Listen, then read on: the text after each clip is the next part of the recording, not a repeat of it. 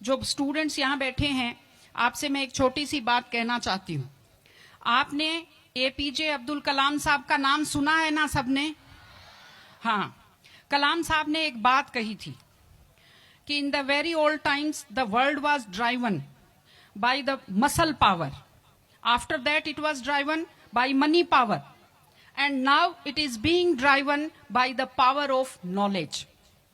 यानी पहले शरीर की ताकत से दुनिया चलती थी, उसके बाद कुछ दिन पैसे से दुनिया चली, और अब दुनिया कैसे चलती है? ज्ञान की ताकत से चलती है। आज अमेरिका और रूस, फ्रांस क्यों हमसे आगे हैं? उनकी जनसंख्या भी कम है, शायद वो मेहनती भी हमसे कम हैं, लेकिन वो हमसे क्यों आगे हैं? क्योंकि उनके यहाँ शिक्षा का जो प्रसार था वो हमसे ज्यादा हुआ, वो हमसे ज्यादा एजुकेटेड हैं।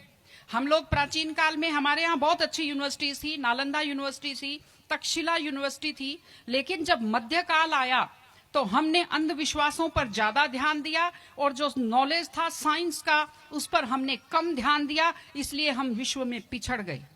एसएसटी में आप लोग पढ़ते होंगे, 10th के बच्चे एसएसटी पढ़ते हैं, कि एक समय था जब वर्ल्ड की जो रिचेस्ट कंट्रीज थी वो रूस अमेरिका नहीं थी, वो इंडिया था और वो चाइना था।